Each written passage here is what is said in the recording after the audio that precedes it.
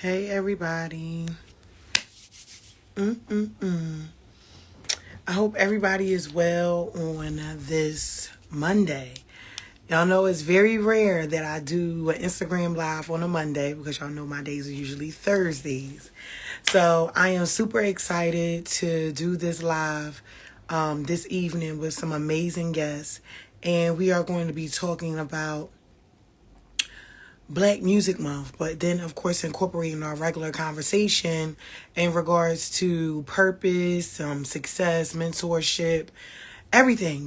So this is going to be an amazing conversation. I actually wasn't even going to do a live this month, but then something said on my spirit, and I was like, you know what? I'm gonna do a live on Black Music Month. Let's highlight some individuals that are doing amazing things in the industry. So I see both of my guests are actually on here right now, and I'm going to add them on. So feel free to share this with a friend, and let them know that they need to come and purposely boss up. All right, let's add them on. What I do know about social media is that when you're like doing a lot, it won't act right. What it do? How you doing? Very good. How are you, T? I'm all right. I can't complain. Okay. Good I can't deal. complain. Let me bring on Alvin.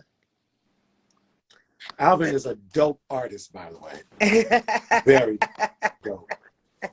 What's up, man? Hello, Hey, Alvin. what's up, man? How y'all doing? We are well. We are well. Let me get my camera. Let me get my camera right. Okay, let's bring this down some. Okay. There we go. All right. Hello, everybody that's coming into the room. Thank you so much for joining us on Purposely Bossing Up. Every month I do an IG live highlighting a specific theme. So, of course, this theme this month is Black Music Month. I mean, we are just an amazing group of individuals when it comes to us as African Americans. We are trendsetters. We are individuals that step out on faith. We do whatever we want to do because we want to see what the end result is going to be, and in majority of cases, it's pretty good. So if a lot of individuals that are African American did not take that chance on themselves, or like we like to say now, bet on themselves, they would not be where they are today. So this evening, we're going to have some amazing guests who are going to be talking about their journey. But like I mentioned, we are going to be talking about purpose, success, role models, mentorship, self-love, self-care, mental health, all of that jazz. So feel free to share this with anyone that you feel may be a good fit for this conversation. So we're going to get all the way into it. Mavis she actually had a delayed flight. So she won't be on this specific live this evening. For those that are on, please follow her because she's an amazing artist as well. But we're going to be bringing her back on in August for Black Business Month because she's just not an artist. She's an entrepreneur as well. So we're going to highlight her in a couple of months. But let's get into this conversation. Fellas, I really enjoy having conversation with guys. Yeah. Because a lot of people think that my platform is just for women, and it's really not.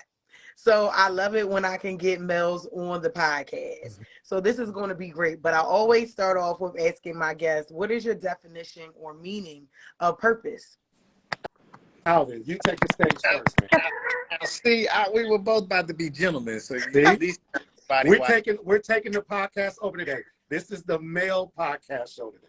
Yes, it is. We're gentlemen. We were both about to hand it off to each other, like right. But I guess I'll leave. Thank you, my brother.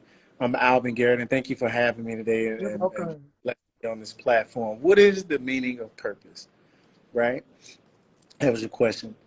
Let's give it a nice analogy, right? Let's say you're driving your car, and you're joyriding, and you fill it up with gas, and you drive until you run out of gas, and you end up anywhere, everywhere, somewhere, nowhere, all at the same time. Mm-hmm. Purpose is putting an address in your GPS and driving to that place, including all of the diversions, all of the exits, all of the traffic jams, but you keep moving to that destination. That's the definition of purpose. You can have the same vehicles in life, same resources, but without a destination or goal or vision, you end up everywhere, somewhere, nowhere, anywhere, all at the same time. Purpose gives you a destination, right? That's the best way I like to describe purpose when I'm talking to people to say, hey, where you going? What's your GPS address? And you have the power to put that in, right? You don't have the power to control the traffic, but you certainly have the power to determine where you want to go by faith. I like it. I'm going to have to use that analogy. So I guess it's my turn. I'm D.L. Edwards. Everybody calls me the church guitarist, but I'm also a pastor. So we'll talk about that a little bit later. But recently, I taught a message on Jesus and the fig tree. Everybody's heard this story where Jesus was hungry. He comes into this town. He wants to get some fruit off this tree, but there is no fruit on the tree, right? The Bible says if you read too fast, you'll miss it. The Bible said Jesus curses the tree. So Jesus tells the tree, nobody shall ever eat fruit from you again, right? Next day, they're coming out of the city. Peter notices the tree's dried up. The next day, 24 hours later, the tree's dried up. Well, Jesus says to Peter, if you can ask anything and you believe it, it'll happen. That's not the big point for me. The big point for me is this. Jesus cursed it. He didn't kill it. So the purpose for the tree was to grow fruit. But because it wasn't growing fruit when it was supposed to, when Jesus told it, never again will you bear fruit, it killed the tree because the purpose of the tree was the fruit. So to me, purpose is whatever drives you for living. And that's why most people are depressed or feeling some type of way because they haven't found what flows through their veins, what they would do if nobody paid them. What they would do if nobody was paying attention? If they only could do it in their house, would they still do it? To me, that's purpose. That was good. We're going to have a word today. Oh, we're going to have a word today. Damn. Yeah. We are going to have a word today. So if you fellas can describe yourself in one word, what would it be and why? Your turn. You go first, Reverend. Now you're going to use it for the rest of the podcast. So I'm going to say mine is driven. You can't tell me where I can't be, what I can't do. I'm going to stay up all night to study on it. I'm going to buy every book possible. I'm driven. Nothing outside of me can kill me. If there's something in my head I want to get done or do, the room I'm sitting in right now, nothing's going to stop me. I'm too driven.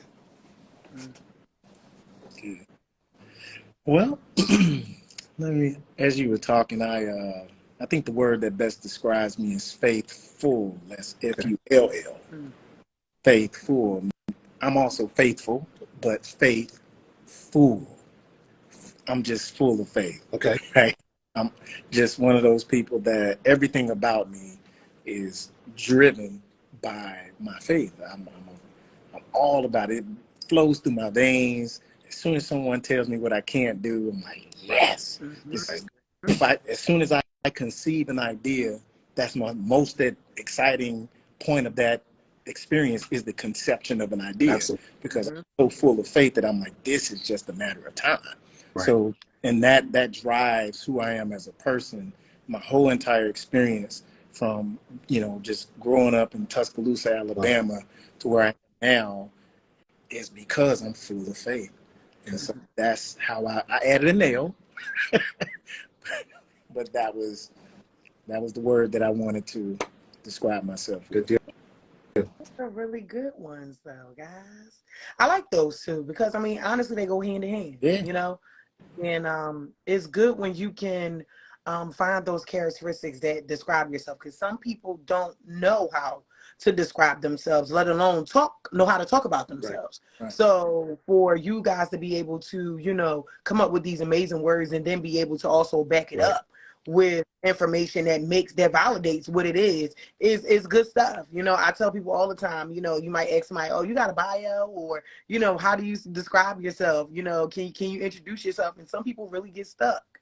So, you have to get comfortable with knowing who you are as an individual, which is also a part of your purpose. So absolutely. It's a journey you have to go on. You know, it's not something that knocks at the door and tell you like, hey, here I go in the package, nicely wrapped. Right. It's never like that. The package can come beat up. It can come empty. It can come broken. It can, you know, the list can go on and on. And those components are those things that help curate who we see today. And you're right about that, but also me and Alvin are both in the music business. Mm-hmm. That's not for the faint of heart. You don't No, put out iTunes and become famous. Mm-hmm. A lot of times people don't really even discover you until you have several projects online. Yep.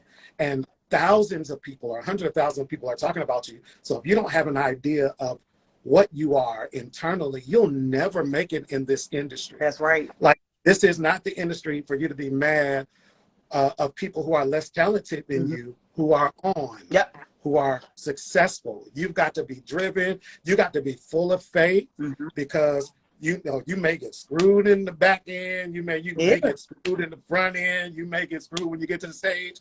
But when you know who you are and your worth, then it keeps you working. It keeps you grinding, regardless of what's happening in the industry. Yeah, That is so true. I like what you just said. It keeps you grinding. That's Yes, sir. where it's at. It's staying grounded when Mm-hmm. everything that he just said happens to you. Knowing who you are, knowing what your purpose is, staying full of faith will keep you grounded. Right. And then when you get a taste of success, stay grounded. Mm-hmm. Remember who you are so that the success doesn't change you and turn you into something else, because this type of industry will do that. The demand to change and lift your feet off the ground and lift your head too high is a part of it, right? So keeping your feet on the ground as you go up is so important. So I love what you're saying about staying, you know, on the grind, but staying grounded at the same time. Yes, sir.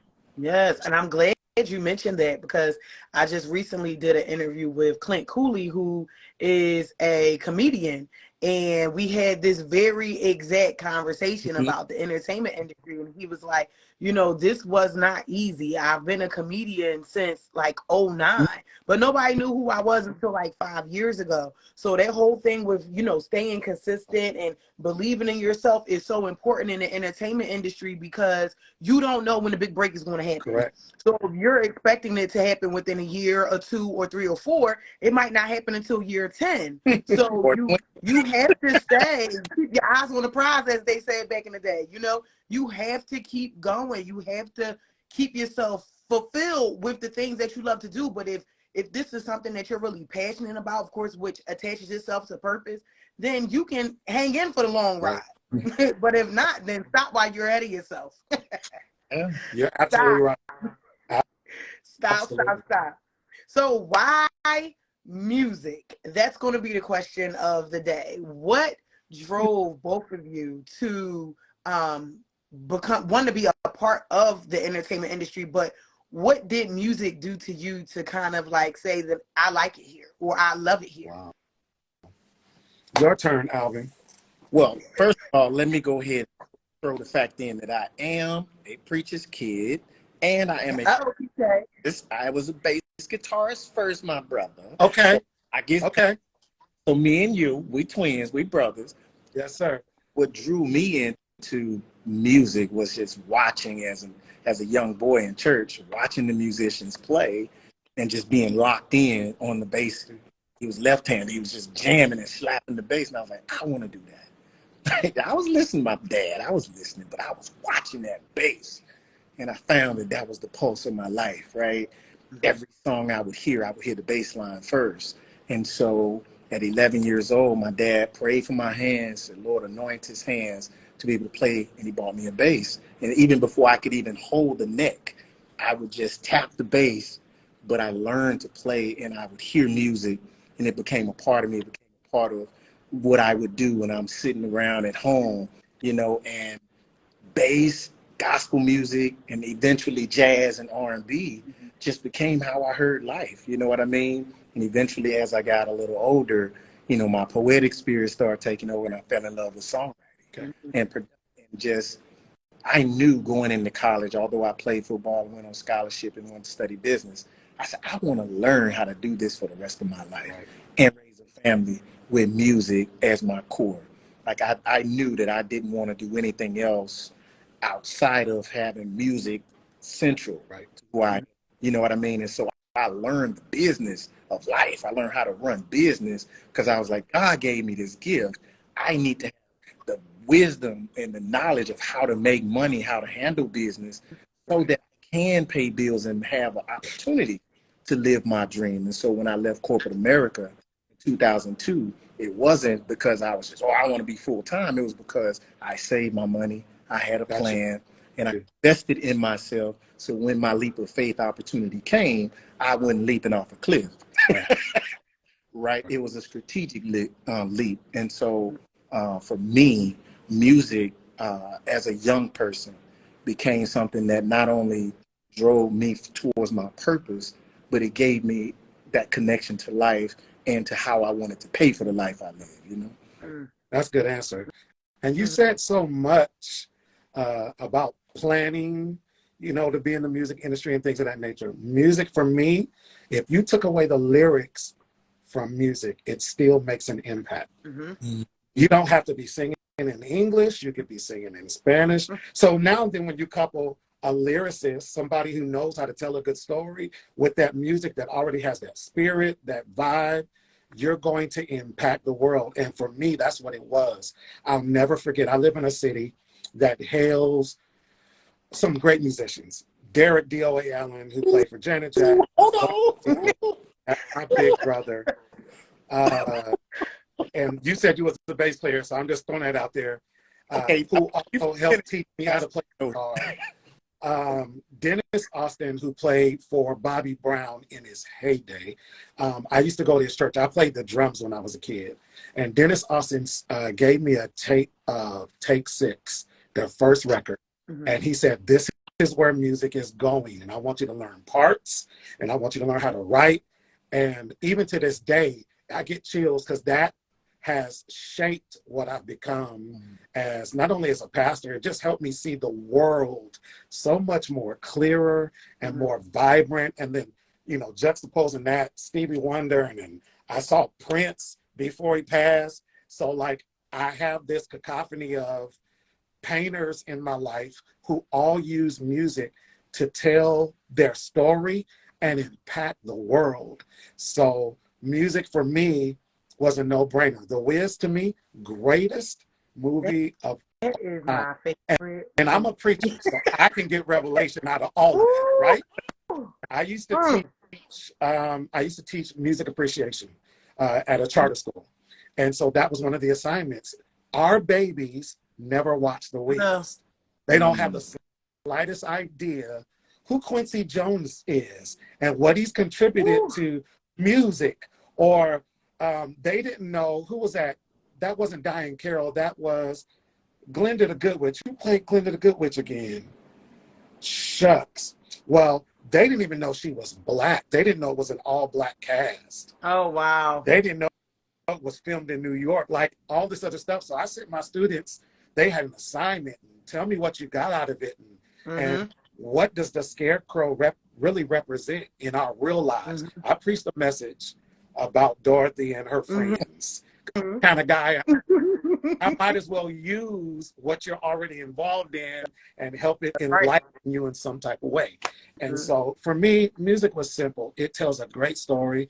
It impacts people's lives no matter what part of the country it is. And it leaves a legacy. It never dies. That is the truth. That is the truth.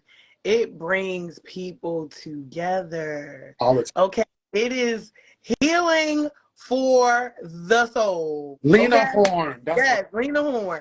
It is healing for the soul. Like, I'm not a songwriter. I'm a singer at heart, and I love music, all types of music. Like, so when I decided I was going to do this live, I was like, okay, I'll do it. You know, so, but I love music. My mom was a singer. She's recorded, like, you know, like it's in the blood. You know, but like we said, music is not just for us to listen to. It's us to, it gives a message. Like you said, it gives a message, and the message can be subliminal or it can be just pure in the lyrics as it is. Like, this is what it is. Right. I don't know what they be talking about in this music nowadays. I would choose older music over newer music. But it is healing for the soul, and it brings people together. Like you said, you can be singing it in Arabic and it sounds good, you know? So people have to understand music is more than what we just hear on the radio or on our phones. Like, it's a real attachment to music. But the music nowadays wouldn't even be as big as it is if it wasn't for the music that they're sampling. So that's how you know it's timeless. Because, you know, I ask my daughter sometimes, something's playing on the radio, and I go, babe, what song is that? And she'll tell me, and I was like, that was out way before they did that. That song was playing on the radio when I was a kid. Okay. Like, so music wouldn't even be what it is if it wasn't for the foundation. You gotta understand, people like James Brown, one of the most sampled musicians of all time. He made some music that I don't care where you play it or who you play it in front of, everybody's dancing. Yeah. The reason why I got into smooth jazz didn't have anything to do with me trying to dislocate from the church. It all had to do with me realizing there's a bigger platform than just doing gospel music. Correct. And I love it from my heart. And I'm a pastor. I struggled with it for months. But going to play, I played for Club Nouveau and I played for some other like jazz bands. And when I would see the crowds responding to the music, I went, man, I'm getting ready to change my pulpit size. And I played everywhere. Martha's Vineyard, with Danny Glover and Cedric the Entertainer. And they talked to me like we had known each other for 20 years. And Tommy Davidson, if he comes to Sacramento, he'll give me a call. I'm in your city. Where are you at? And I'm just like, it has opened so many doors because I stopped being so closed-minded when it comes to the idea of not just music, but the spirit of music. In church, you're taught if it's not sacred, then it's wrong or it's ugly or it's sinful. And I realized I could still carry that sacred spirit into the jazz arena. And people go, man, I really like your music, but I was driving down the street and I'm listening to it and it started making me feel some kind of way. Who are you? Or where did you get this from? And now my pulpit is open and available to minister the word of God. I know that's right. Let them know. Man. Let them.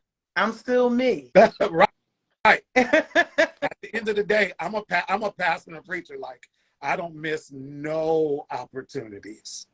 Well, why should we leave it on the table for somebody else to take? Especially when you're skilled. When you're skilled and anointed, then it's a difference. Here's the trip. Did you see, Alvin, did you see the podcast with Jermaine Dupri and Puff Daddy? And they were talking about how R&B music has changed, and not because we don't have the technology or the instruments available. It's because church musicians are no longer leaving the church to go play R&B. It's little boys 16 to 17 years old who's taking wave files and writing nice beats, but they don't have that spirit backing it up.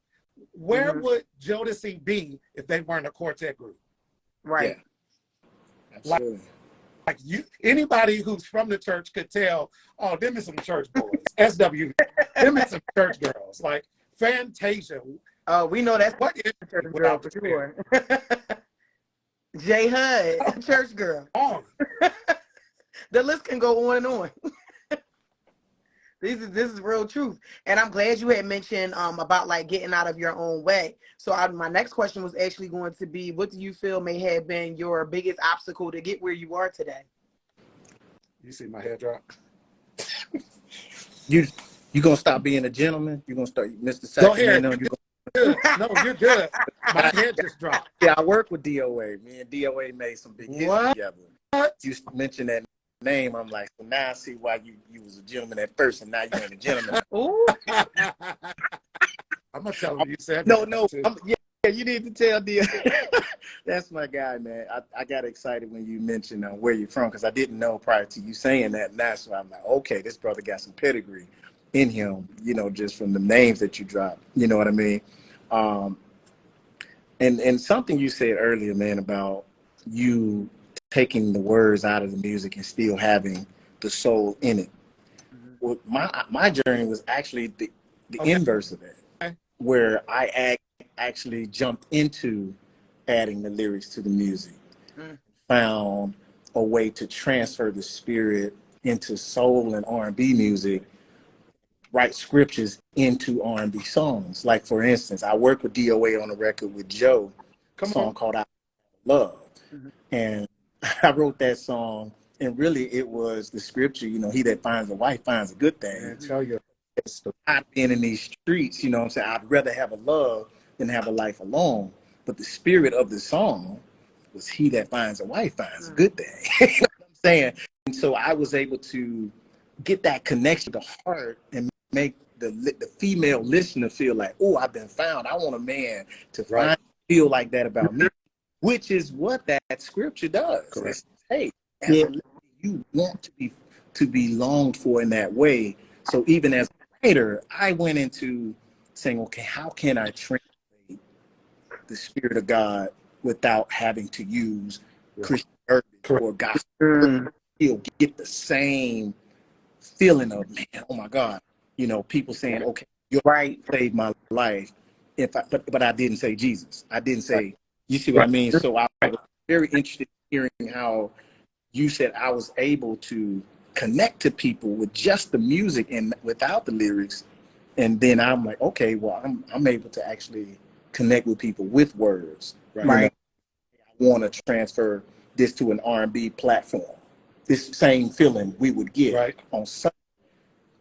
Can I do it? And Joe's one of the greatest singers ever. Exactly. Ever lie to yourself. That's a good, if you're going to get some lyrics to somebody to tell your story, Doc, that's a great avenue. Absolutely, man. So I was just really excited to hear that you know, DOA, not just a bass player, but a producer, an amazing producer. So I can only imagine, you know, and I'm going to be, you know, I'm already fan, so I'm going to be listening to all your. It's a done deal. We're going to have to take some of your music, man, and since we have the same spirit that we're wanting to make sure you hear and feel, and that's what music does. Right. But it's about the spirit. And you mentioned earlier what happens when the musicians and the singers who have the soul, nothing's R&B. Right. It's that the people who have the soul gave up on the journey of saying, well, I don't want to be in that business because I can't make it. Right. That was my journey. That was my challenge that said, hey, I got soul. Like I want to sing about something wholesome. I don't want to sing at a woman. I want to sing to her. Right. But that's not, I just had to stand my ground long enough to move forward. Right. And so you do start losing the soul of the music when the business pushes those who have soul away. Correct. Or make you fear that you can't make a living or you can't be successful unless you sing about sex, unless you sing about a party, unless you sing about those surface type of things. And for great musicians, that does often make us say, well, let me just make jazz because there is a platform for that, touring for that. Correct. Go for that. Correct. But stop saying what we want to say as well, because you know what I mean? So I applaud you for saying, let me take my anointing to the platform where I can still transfer it through my gift. And I say, lift me up as I go with this R&B soul music. Yes, sir. Still want to feel that soul, like you say, when you hear it, like James Brown, something in it that will make you feel something. And T, I'm gonna get back to your question, but understand, jazz, R&B, rock, these are man-made constructs to make us feel a certain way about the music that's being translated. A lot of times you would never know the guy that writes some of Joe's biggest hits was writing it from a godly perspective, right? Because we've had to fit it in a bandwidth that would play it, right? So when the Bible says be as wise as a serpent and as harmless as a dove, he's not down in the snake, because serpents know when to strike. Yes, you got to know what your fight is. And if you're smart enough to be BB and CC Winans in the 90s and take the God off the lyrics, so Whitney Houston would get on top, or they would play it mainstream. Right. then you got the best of both worlds. The problem for me was it wasn't really my fear of switching. The pandemic was so incredible, right? Churches were closing all over the city, and not just for sickness, but now the people are sick and they're not making any money or tithes or offering or whatever, so they can't pay the bills, right? So what was I supposed to do with all this gifting and all this anointing? Wait for a church to open up in 4 years? Man, I got on my instrument, I practiced, I studied, and I started translating what I would do in church and put it on record. You know who I was scared of the most? How church people would approach me or would accept me. That's what I was scared of the most. I'm born and raised in church. It is the only world I know. I never clubbed. I didn't snort cocaine. I didn't drink. I smoked, I was going to say a little weed. I smoked some weed when I was a kid, right? But the church world is all I know. And now I'm faced with the idea, will they accept the preacher guy allowing smooth jazz to be my medium, but still relating my spiritualism in that music? And it stopped me for a while until I was playing somewhere. Now, I call myself the church guitarist, but I barely play in church. I'm doing festivals and concerts. We're getting ready to do a visual arts for my new single, Jack of All Trades, being played in the UK. People are hitting me now like, who are you? Where have you been? Like, what is going on? Type of thing, right? And I was playing at this humongous white church here in town. And a guy, before we started rehearsal, he goes, hey, man, I don't know why, but I need to tell you, man, God's going to shift your pulpit. Like, so don't be scared of it. I don't think you want it to happen, but God says where I'm taking you. And from that night on, I've been absolutely cool. And you know what has happened to me since I accepted that wherever God wants to lead me, I'll go. I've gotten to minister to people because now I have the spiritual discipline to walk in an arena and not conform to it. So this is probably turning into something y'all don't want to turn into. So I have friends in the R&B world who don't succumb to that whole idea of sexism and all that other kind of stuff, right? And they're great witnesses in areas where some pastors would never survive. Right. And I really think the reality is the reason why we're so afraid of it is because we're so vulnerable to it. But that's another podcast. Right. Like booties and breasts don't do it for me. Like I want a woman who is down for me, who's gonna love me at my worst. Right. And so because we have become so phobic of everything, then we start to demonize it and make it a sin instead of maybe realizing somebody's got to be strong enough to be in that arena and speak truth to power and still witness to people because everybody's not going to church who believe in Jesus. Somebody's at brunch drinking a mimosa. And I'm not mad at y'all, mimosa. I'm not mad at it at all. So that was my biggest fear, but I'm also a Taurus, so I got over that very, very quickly, and now it doesn't bother me at all because the witness that I carry, people can't call back to my wife and say, yeah, he's been looking, or I see him at the hotel with, no, they're like, man, when DL gets through playing guitar, man, he pack up and drive 2 hours home or go back to the hotel, ain't nobody coming with me, and everybody's not going to be perfect. Everybody's not going to, we have to kind of accept people where they are. And I'm not deeming anybody who's living their life and having their fun and all that other foolishness. What I'm saying is I know why God called me to be out there. And so that's the solace I get is I'm still making an impact. Right, as you should. As you should. I was going to say, we done lost him, but no. No, he's still here. Kelly said, I like a mimosa too. Come on, Kelly. We like a little mimosa. Ain't nothing wrong with it. Come on, Kelly. Ain't nothing wrong with it at all. So let's talk about mentorship, role models. Who were those key people who help us see who you are today? This is where I'm going first. I'm taking it all the way. DOA, Derek Allen, is my big brother. he says, hey, if you finish the song, bring it here. I want to listen to it. I want to see what you're writing. I want to see how it feels. Does it make sense?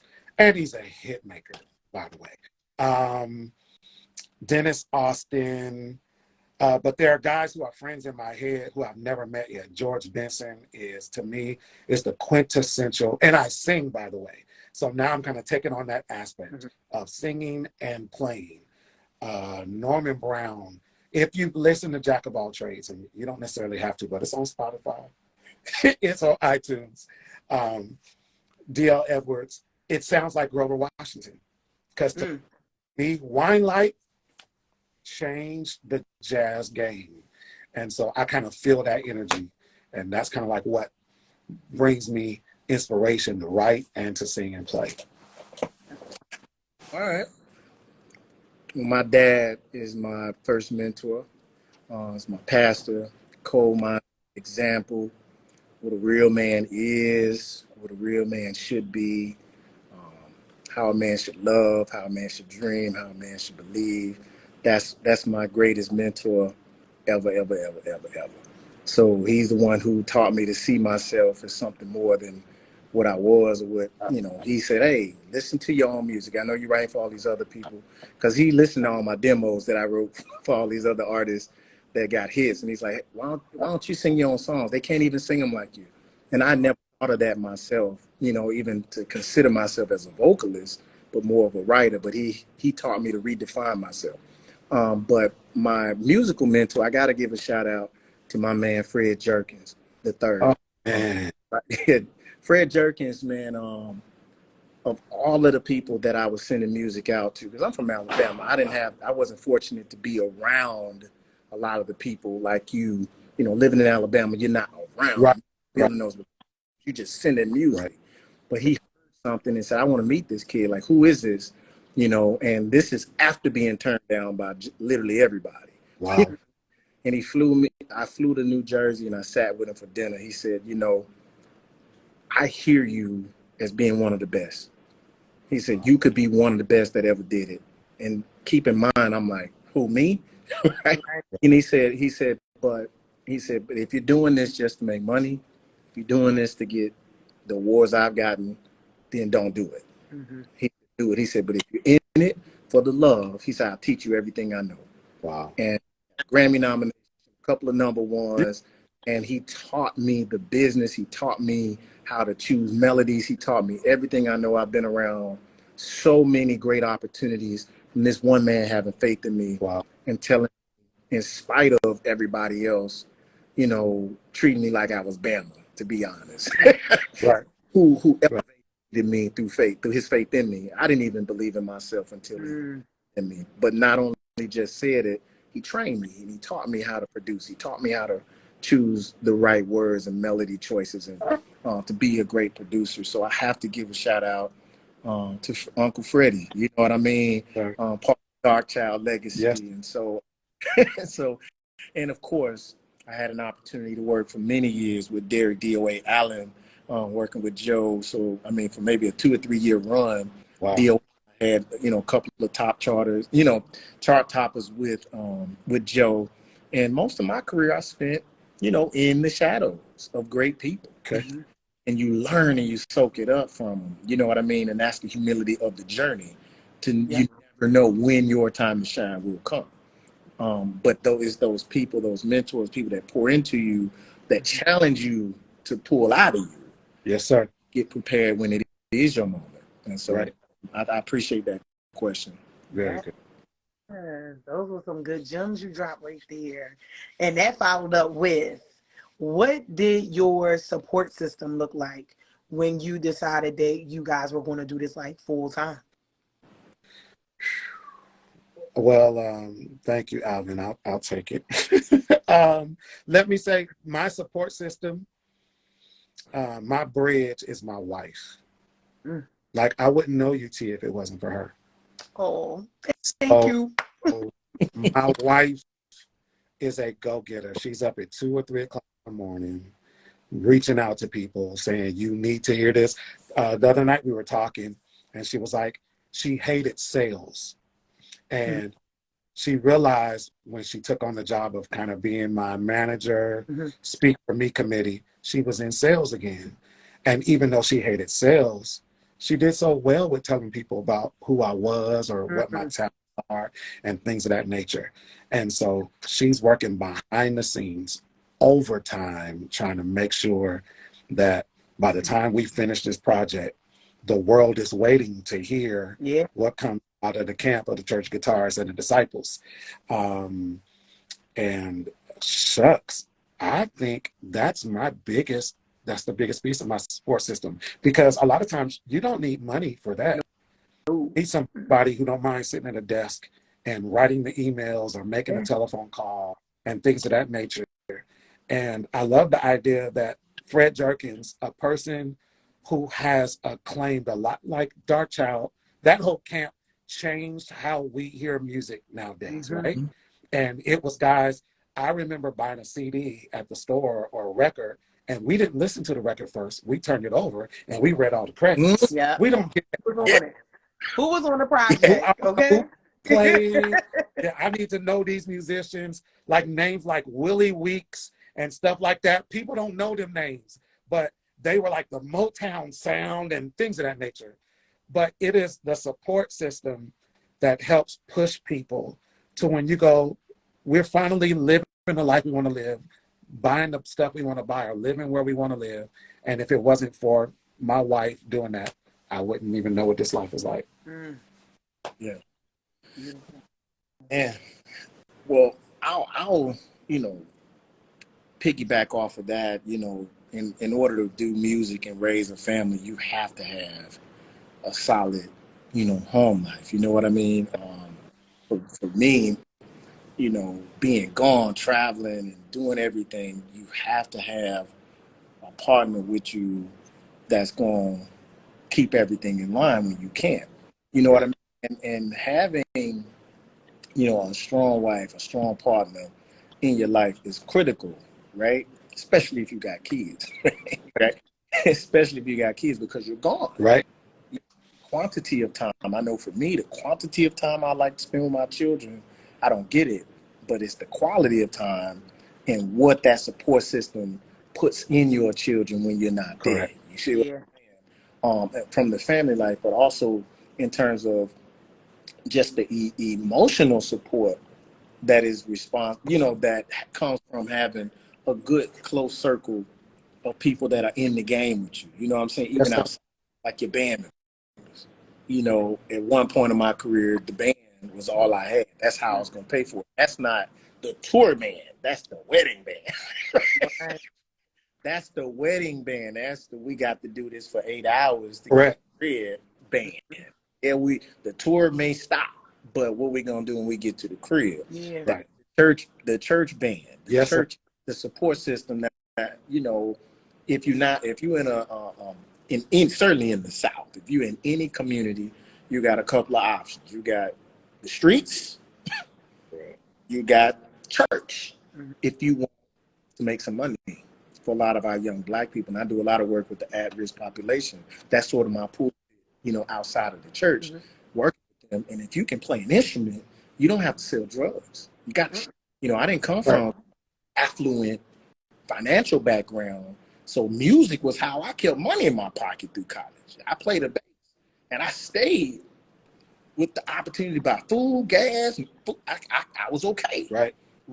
So just having the support of the church community to get behind young people who say, you may not become famous. You might not be, like you say, a dark child. You might not win the award, but you have a shot. Correct. So I'm just grateful for the community that I grew up in as a musician for providing opportunities to give me a platform to grow. Not being from a major market like the West Coast or, or like New York or Nashville, but in Alabama, still having a chance to work with people like Fred Jerkins. So I feel, like that's sort of the underdog story when you come from an Alabama, you know what I mean, and you're still able to reach that far through the grace of God, but just through resilience and being on having that support system in your local community. That's good. Amen. That's good. That foundation, like you said, is so important. If you don't have that foundation, it's like everything under you just crumbles. And it's good that, you know, you have that support, like you said, the community, your wives, you know, even your children support you. You know what I'm saying? So it can come in so many forms and from so many people, places, or even things. And when you have like those things and they all agree with each other, it's up from there, you know? You know, when you fall, you can use them. You know, I'm not having the greatest day. Right. Or today I had a brain fart. I really couldn't think, you know, about anything. Or there might be so much going on in the world that might deter you from being able to produce the way that you want to. So, you know, as individuals, like I always tell people, we're human. You know, life happens. Right. You know, like Mavis manager was like, you know, I don't know what's going on. I haven't been able to contact her. It's okay. Right. You know, life happens. It's all right. She's not the first person that couldn't make it to alive, you know? So, you know, I'm not gonna lose any sleep, but I hope she's okay. Right. You know, I hope she gets to her destination safely, and then we can revisit this another time. Correct. So we're worried about this. So, you know, you just have to always believe in yourself and show others that you believe in yourself, because then that gives them some sort of accountability to be able to support you the way you need to be supported. Right. And they kind of help take up the slack too, because what your talent or your gift doesn't bring in, that support system can fill in those gaps. And like you said, it's really important when you're gone all the time that your spouse or your partner is big up in you to the rest of your house. Like, if you come home, we're going to make it so he ain't got to take out all the trash and all that other stuff. You're going to spend time with them. I'm going to go get some pizza or something. So, because I know they miss it. And so they kind of like fill in those gaps. That deck of dishes, I'm going to got that down. I'm going to pick them. They're going to be waiting on me. That ain't my support. I'm going to get them dishes. Okay. There you go. Okay.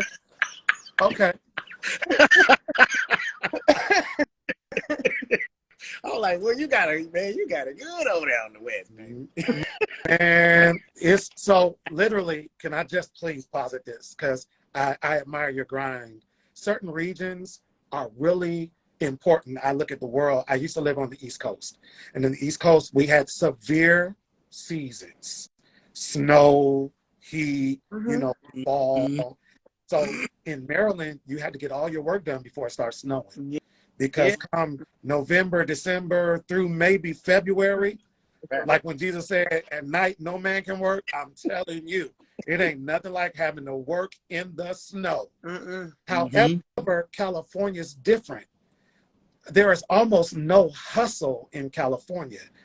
People who are homeless are migrating to California because the weather's always so good. So people live with the idea, I'll do it tomorrow because the sun is going to be out tomorrow. Right. And I don't have to worry about, we probably get 10 days of rain, maybe. Right. Like we get no snow.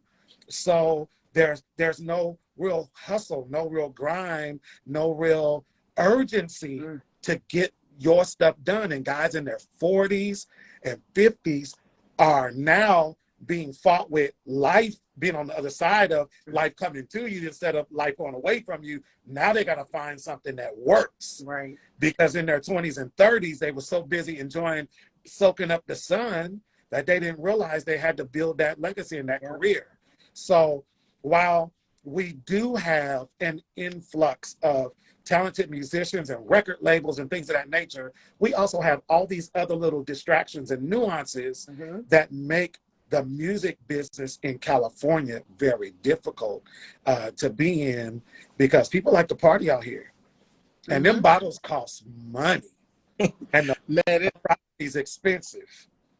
Can I piggyback off something you just said about those regions, like from the South? Like I'm dirty South. You know what I mean? DOA right there. You gotta do everything. Like I remember one time I was in the studio with some cats in Atlanta. They were from the West Coast. I pulled the mic up in front of the console. I'm sitting there engineering the session, writing the song, singing the demo. And they were like, man, what's wrong with you? I'm like, this is gotta get it. Day for me. I'm like, I'm singing, I'm engineering, I'm doing like 5 or 6 different things. They like, no, we don't do that in LA. They like, you got one job. The demo singer sings, the engineers. He like, we don't do that. Right. It's funny you just said that. You took me back to, you know, being around guys from different areas, watching you grind like that and have to do it because you can't find no engineer. You don't find nobody to do all that stuff. You'll be sitting totally still in Alabama if you don't figure out to do all this stuff on your own. You know what I'm saying? Yeah. It does create a totally transferable grind when you go to other places and you realize like, oh man, y'all moving slow because you looking for the engineer. I got that pulled up. I have to get it. I have to learn, else that those opportunities aren't there for you to even team up with other people. So it is interesting how you talk about those geographical influences to your hustle. You know what I'm saying? Even though we live in a digital world, geographically, it can impact, you know, like in the South, white people love weddings. Like, yo, during the pandemic, we were balling because they got back at it. In July of 2020, they got back at them weddings. Like, we black contracts, but I was like, mask up, y'all. Don't post. We're going to get this bread. Stay safe. But that's a geographical thing.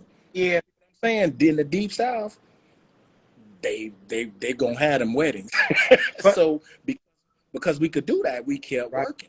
But let's talk about that grind, man. I've never been to DOA's house, and not to throw shade on DOA, because I know where to find him. He's at the studio all the time. He's working out music all the time. With artists, sometimes you'll never hear, right? Yep. He understands the music business will change in 5 years. You know, what the bandwidth is going to be asking for from different producers and different artists and things of that nature.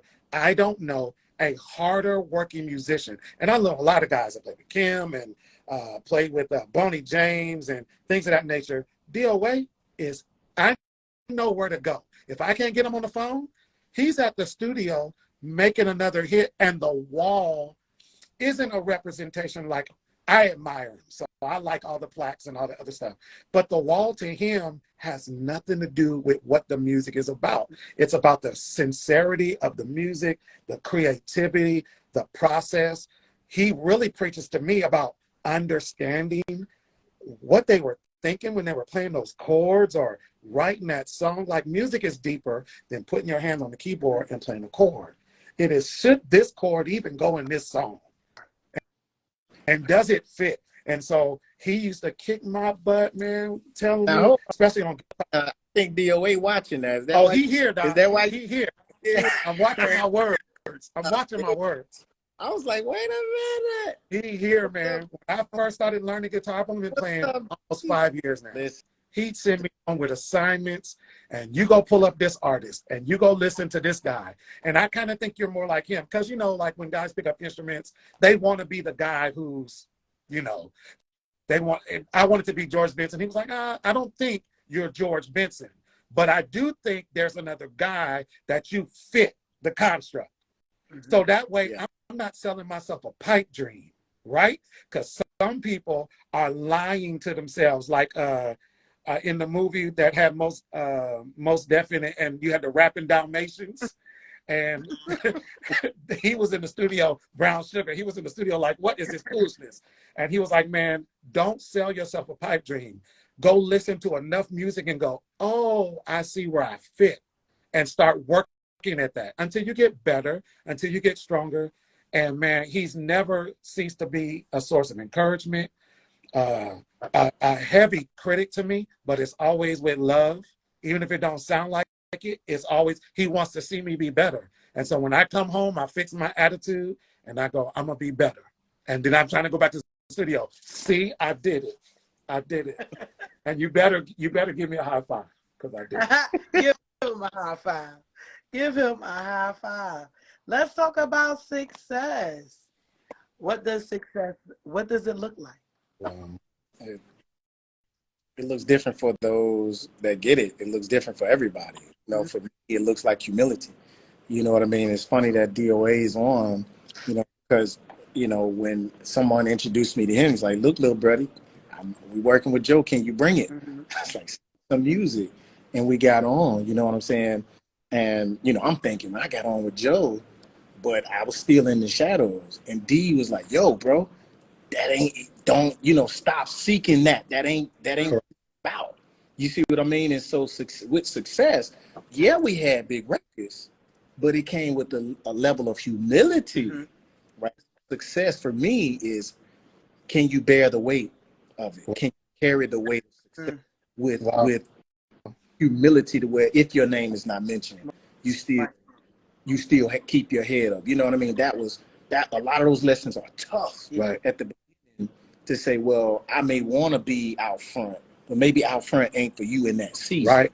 There are people like DOA who challenge me to say, bro, you got that talent, but let the artist shine with your music. You see what I mean? And as a young writer, a young talented writer, that was a tough lesson to learn. You know what I mean? So success, even with the Grammy nomination, that means that you don't want people saying, Grammy, you got to live up to it. So that's a humble, like, awards bring humility, because now you clean that up. Yes. Like you say, you got to keep going. You got to uphold that standard to where everything you touch is believable. You know what I mean? To your credentials. So to me, success equals the need for more humility. Right. I'm gonna piggyback on that real quick. People don't realize this, but Reason is not George Benson's song. That was written way before George Benson did it. It's one of George Benson's most famous songs, but it's a cover, right? A lot of Luther Vandross's biggest hits are covers. Somebody else wrote it. Somebody else may even performed it before he got it, right? So a lot of times it is knowing the right formula to get with. And I think DOA does a great job of understanding the formula. Like, he was like, man, you can sing, so you need to start like singing too. You don't put that away. Like, don't put that on the back burner because you want to play guitar. Just play guitar. You can do it all. Like, you could really be that whole package. But for me, success is my wife being able to sleep at night completely secure. For me, and I understand the humility, and I pray God give me some success so I can be humble. So I can be like, the award don't matter. Because, we be dreaming. And I wish they would call my name for the Smooth Jazz Award goes to D.L. Edwards. But anyway. We all will be right there clapping. Thank you. But I echo that, brother. I do echo that success is stability. Yeah, man. Stability for your family. You know what I mean? And being able to, what I say, grab that 30-day brick where you build a house every 30 days, you keep stacking it. You know what I'm saying? And sometimes 2 or 3 bricks, and you stack it. You step back. Just go ahead. But it came in them 30-day cycles. So success is getting through the next 30 days with that brick that you just stacked for that dream. You feel me? And sometimes the things you have to do require humility, right? It may not be the big name gig. It may not be the big name show, but it could be the small church. It could be the wedding. It could be working for the local artist that nobody would ever hear. Just those small checks, those small thank yous that add up to big stories. You see what I'm saying? And so you're right. Success is that foundation that says, hey, I get to do this again next month. The arenas that I preached, the smaller arenas got way more traction. I preach in churches with pastors who are huge now. I'm not going to throw nobody's names out. And like it was 1,700 people, or it was 800 people, and they had the doors to the church open and people standing outside. I got no publicity for none of those. But I just got back from Vancouver, Washington. Probably preached to a group of 25 people.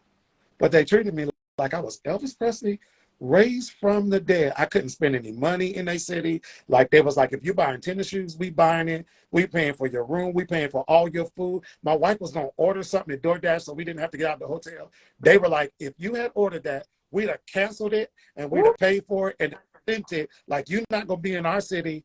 And then they gave me a check. And I mean, y'all feel some kind of way about it. When I got through preaching, it was like, come here, man. You preach so good. People just start throwing money. I was just like, what is going on? I've been in the bigger arenas where I thought it would have happened, right? Where I thought all of the accolades would have compacted and I'd have been on the road. And it wasn't like that. It was in those smaller venues where God said, I don't ever need 1,000 people to ever jump on board that's right. to give you what you need, right? And so some of the biggest things that fill my heart is literally like sitting in the room with DOA and going, man, I am in the room. I toured with Fred. I'm going to tell my story on Instagram one day. I toured with Fred Hammond for 30 days, and he didn't put me in a hotel. I stayed in his house. So the first night I cried like a baby. I had been chasing him all of my life, writing demos, trying to get it to commission, right? He sat us down. He had four new musicians sat us down. He was like, y'all may not even make the band, but the question is what will you do with the opportunity I just gave you to be here and learn? Right. That's right. That changed. Sometimes that's my the heart. gift. Sometimes that is the gift. That's the gift right there. Wow. That's all I needed. I came home on fire, like going for it. And he let me be in the studio, and we was, I think I played my guitar out of tune on the show. His brother came from the sound booth, like, you're out of tune. I was like, I don't have a guitar tech. It's just me. I barely play the guitar, but the whole experience was so incredible for me. Just to be in the room with people away and picking their brain and stuff like that. To me, that's worth all the money in the world. That's right. They never lied. Sometimes the smaller things are the biggest things. Like, like a lot of people, like you said, like, of course we want the accolades and stuff like that. But at the end of the day, when you get that, what else is there left to do? So when you can be put in those small rooms, like you said, like it can be a sanctuary with 25 people. Correct. Those people are going to receive that word so great, and it's going to be such a greater impact. I don't have nothing against mega churches, but I just feel like I can't grow in a mega church. I want that one-on-one attention. I want my pastor to know my first name. Right. You know what I'm saying? That's so how you know. I'm all for that. I'm all for the smaller things being the bigger blessings. And that's what it's all about. We can't get sidetracked by the stuff we see on social media or the stuff we see other people doing, because jealousy is something else, okay? Jealousy will have you thinking that you ain't doing what you're supposed to do. But that's not the case, because everybody's blueprint is different. So you just got to take the journey, and whatever happens, happens. And you just go about your business that way. But those are really good definitions of success and what they look like to you both. But I know you guys get busy on the road and writing and producing and so on and so forth. How do you get to pour back into yourself? Like, how do you get to decompress? So for me, because I'm busy a lot, my weekends are a blur. From Thursday to Sunday, I don't know my name. And I thank God for being busy. So the first thing I do is I'm going to spend some time with my wife. I'm going to get in her face. I'm going to be in her face. She's going to be like, leave me alone. I'll be like, look, I've missed you. I've been gone. But a lot of times what I do is, I want to say the real spiritual thing, and that's a part of it. But I watch movies on Mondays. Okay. I sit down on my phone or in my computer in my studio, and I watch movies. Sometimes it's comedy, but I watch movies because that helps me decompress and get all that stuff out of me, because I got another work week coming up. Right. Like the grind never stops. Don't ever get it twisted. If I went away for a week, what I have to do after that to make up for everything is going to be, so the grind never stops. Right. So I take it a day at a time, and I decompress. I watch some movies. I laugh. I walk my little dog. I go for a walk, and then I get back to work. That works. Well, for me, I like to wake up about 4 every morning. Jesus. Get that good quiet house. Saying quiet house, watch me some news. Okay. Meditate. Get out and take a good jog, exercise in the garage. I still, since pandemic, I ain't been back to the gym. I just do everything in the garage or outside. I feel fresh air and hearing the birds sing. Prior to the pandemic, I didn't hear birds singing. But once I started hearing birds sing, I was like, oh, this is beautiful every morning. Like how and breathe in some fresh air before I get the day started. I'm a different person if I miss my morning time by myself. You know what I mean? Where I see everything without the noise. You know what I mean? So I love that part of the morning to start off decompressed. You know what I mean? Yeah. But then just outside of music, I found a release through service, helping the less fortunate through a prison reentry agency that I work with. You know, there'll be times you'll talk to somebody who may be considering suicide. Right. And being in an executive consultant position as a philanthropist, I'm able to say, hey, let me get you what you need. And it changes their mind. And that's different than just talking to somebody. Like if they need a place to stay, and they don't want to be shelter because there's too many drugs in the shelter, but you can put them in a hotel room for a night. Gotcha. Something that we take for granted may actually save someone's life and give them hope. So me being able to make decisions like that through some of the work that I do outside of music, but it's still musical because I still find inspiration, and my whole next project is inspired through experiences and being touched by people that I serve in this capacity.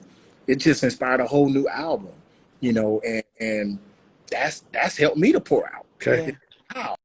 You know, folks that have been incarcerated, it helped me understand what captivity feels like, right? Not actual physical captivity, but sometimes spiritual, emotional captivity. You know what I'm saying? And to see yourself a lot different because I got close enough to be touched by people that I wasn't around so much prior to the pandemic. Right.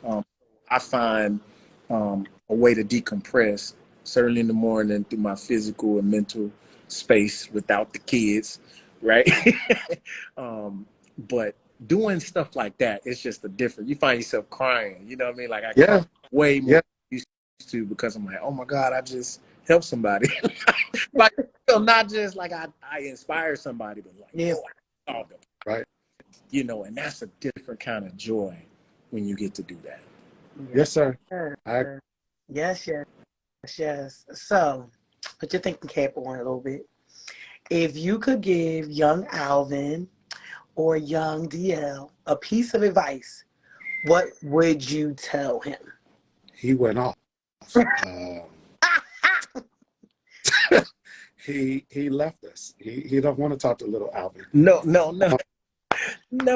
Actually, what's funny is I was traveling and my hotel wasn't ready when I landed, so I snuck into one of these little ballrooms to do this. I know that's right. And so, you know, they kind of poking their head in. So, you know, I wasn't going to miss this opportunity to talk, certainly to the both of you. So I have just a few more minutes before they need to come in. Okay. Because I ducked in because I wasn't going to miss it. Well, I appreciate you for that. Hurry up. Well, you answer first since you don't have much. Give me the question. If you can give young Alvin a piece of advice, what would you tell him? Do the exact same thing all because I wouldn't be old Alvin if I change anything. Right. Because I may not have seen his hand, but his fingerprints were all over my life. Right. And one of the songs on my new album is called Fingerprints. You know, when the dust settles, you will always find God's fingerprints present. You may not see his hand. You know, the good things that happen for you may not be him. Those bad things that happen may be all him. So I cannot say I would be me had I been accepted where I wanted to be. Had I been invited when I wanted to be invited, that rejection made me who I am. So I would tell young Alvin, do the exact same thing because you're not in control. And you're going to get there. That's a good one. Very good. Mine is going to be a little bit different. I'm going to tell young DL to go for it all. The reason why I titled my album Jack of All Trades is because my father was a singer, a preacher, a musician, all that other stuff. And they pinned him as not being fully aware or capable of mastering one thing. But the complete phrase is Jack of all trades is a master of none, but still always better than a master of one, right? I got 40 things I could do and be successful with. The world wanted me to hone in on one thing and make that hit. But what happens if life happens and that's no longer an option? So sometimes that just takes people off their grind, and they'll be like, you know what, now I'm gonna be in the bed and be depressed. Right. I would tell little DL to go for everything and be everything you're gonna be, because at this particular point, life is teaching us every day, every hour, that you're gonna need a plan J, right? It used to just be A, B, and C.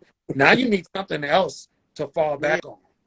Remember, our parents was really pushing college, where that's not the norm anymore. Like, you hear people going to college, but you hear people come out of college with hundreds of thousands of dollars in debt, not able to get into a work field, and they have taken the last 6 years of their life to do this one thing.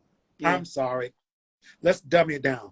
If you get a job at AT&T, you will sit next to somebody with a master's degree or a bachelor's degree in science or something, who wish they were out there doing what they had studied for.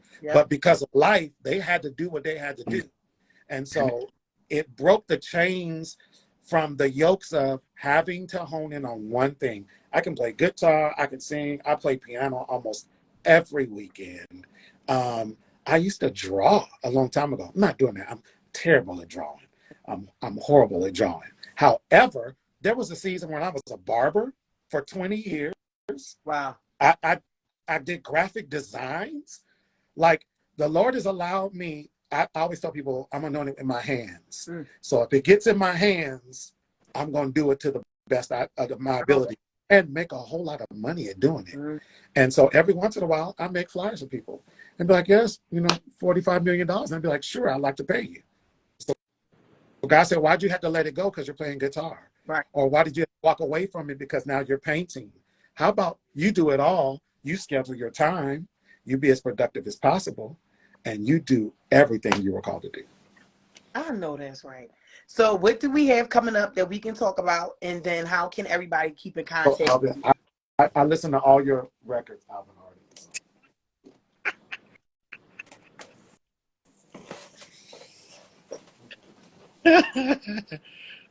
What do we have coming up? Well, I am promoting my new single. It's called Till I Get Back to You. I just dropped a lyric video. But that is the first single from a new project that I will be releasing later this summer, entitled Safety, which is SFTY minus the vowels, which is an acronym for Songs for the Yard. Songs for the Yard. The concept is a new concept that I'm pushing that came to me for revelation. That taste of freedom. It's that place that gets us away from all captivity of life, that reprieve. We talked about it a lot tonight. So the yard is how I describe the need to get out and play, the need to unwind, the need to pour out instead of pop off. And captured in this new music and the new promotion that I'm gonna be doing, capturing the stories of people that I've worked with, and just reaching out, certainly to black males, to understand the need to pour out and not bottle up, healthy ways to deal with conflict, to deal with the spirit of the mind, right? That mind, especially those of us that come from the church background. There's even a song called Hopefully Heaven, where an actual Christian was considering suicide. What is that conversation as opposed to you going to hell? Wow. How do you answer the call, right, for somebody who's that low, who already know God, right? We have turned a blind ear to people that are in that type of despair because, wow, you're going to hell, don't do it. Right. But they do, right? So those are the types of feelings and emotions captured in this album. I'm very excited to be walking into this season of my career, my life. That's awesome. And how can the people stay in contact with you? At The Alvin Garrett on this great social media site and all the others, alvingarrett.com. And go get to know me at all your streaming sites under Alvin Garrett. I'm a couple of albums in. I've been around for quite some time, so I'm excited about stepping out for and continuing to grow my career. And certainly go listen to a lot of Joe music from the Double Back R&B album. And the next one, Bridges, you go look in the credits if you can find them. You'll see a little. Just a little album. So yeah, on all your streaming sites, just go get to know me through the music that I've released and written So I'm honored to be here tonight and meet my new friend. Yes, sir. Connect. We're connected for life. Yes, because I love me some guitar. Yes, I love me some.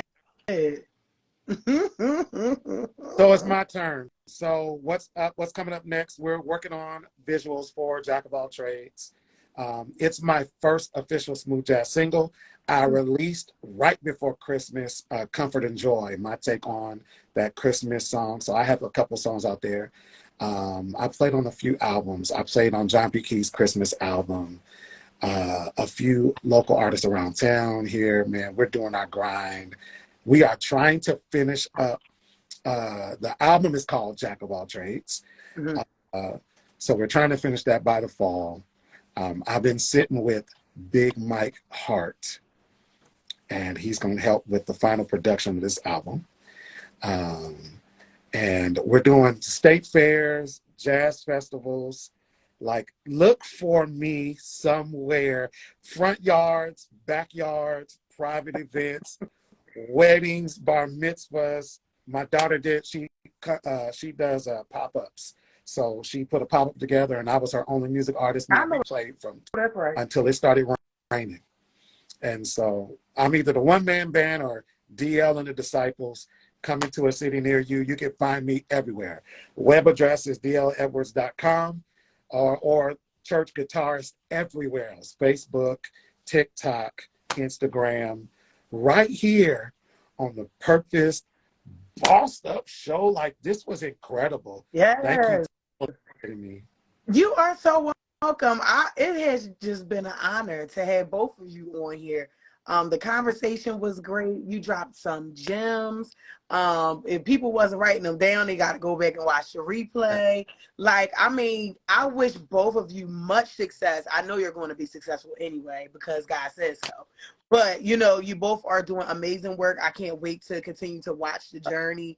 And hopefully one day be a part of it. I mean, you know, you might need me for something back up. What you need?